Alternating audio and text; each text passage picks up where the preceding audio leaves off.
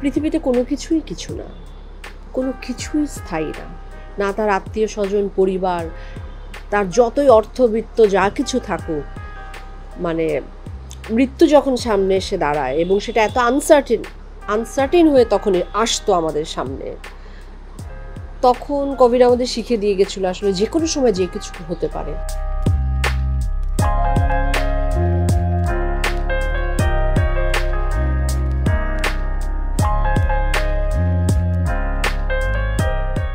এটা একটা প্রথমত রিলেশনশিপের গল্প।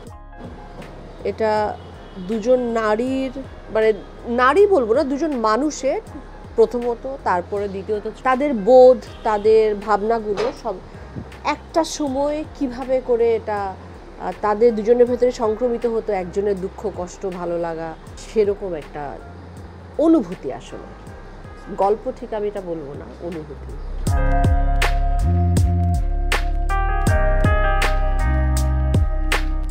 আমরা তো আসলে খুব স্বার্থপর মানুষ, মানে আবার একই জায়গায় চলে যাই। কিন্তু কোভিড তো আমাদেরকে আসলে অনেক কিছু শিখিয়েছে। আমার মনে হয় প্রথমে কোভিড আমাদেরকে ফ্যামিলি বন্ডিংটা কত ইম্পর্টেন্ট সেটা শিখিয়েছে নতুন করে।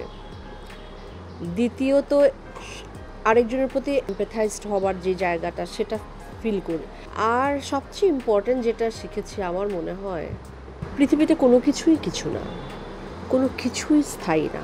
না তার আত্মীয় স্বজন, পরিবার, তার যতই অর্থবিত্ত যা কিছু থাকুক, মানে মৃত্যু যখন সামনে এসে দাঁড়ায় এবং সেটা এত আনসার্টেন হয়ে তখনই আসতো আমাদের সামনে, তখন কোভিড আমাদের শিখে দিয়ে গেছিলো আসলে যে কোনো সময় যে কিছু হতে পারে।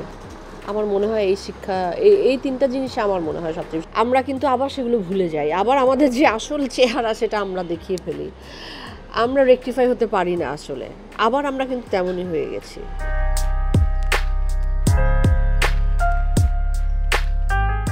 এই যেরকম বসে থাকা, আজকের দিনটা আমার কাছে কিন্তু একটা মানে শুটিংয়ের বাইরে, কাজের বাইরে আমি যেমন আনন্দ করছি খুব। আজকে আমি খুবই ভালো একটা মুডে আছি, চিল মুডে আছি। আমি ভাবছি না আমি কোনো কাজ করছি।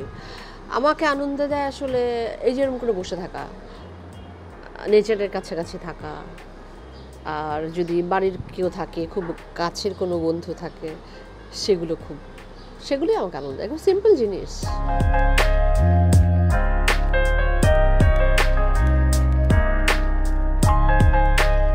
ওই যে আমি বলছিলাম না, পিপলু ভাই এমনভাবে শ্যুট করতো খাবারগুলোকে, আমি বলতো আরে উনি তো খালি খাবারই শ্যুট করছে, আমাকে বসে রেখে শ্যুট করছে না, খালি খাবারই শ্যুট করছে।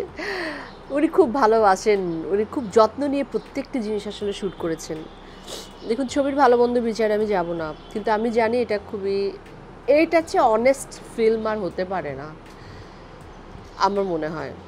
উনি এত অনেস্টির সাথে এটা করেছেন, যা মনে হয়েছে, যা তখন ফিল করেছেন উনি সেটাই করেছেন, এবং ওনার সঙ্গে আমরাও একমত হয়ে সেটাই করেছি।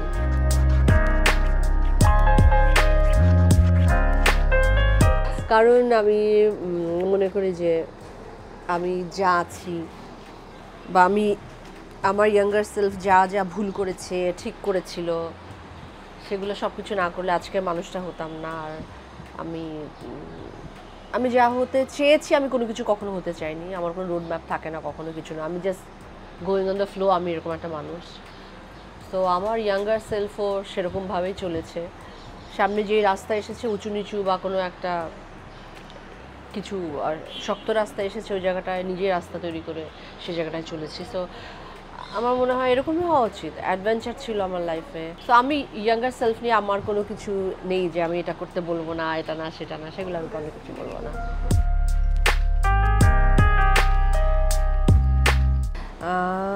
জানে না আমার কি আছে যে কেউ জানে না। হ্যাঁ, ওই যে আমি আসলে খোলা খাতা, আমার সব কিছু জানে। ইভেন আমার সোশ্যাল মিডিয়াতে আমি যা করি, চাষবাস করি, রান্না করি, যা করি, সব কিছু সবাই জানে। পেটদের নিয়ে আমার একটা আধিক্যতা আছে, বা প্রাণ প্রকৃতি নিয়ে আধিক্যতা আছে। আধিক্যতা না আসলে, আমি ভালোবাসি মন থেকে। আমার সব কিছু সবাই জানে। Thank you so much.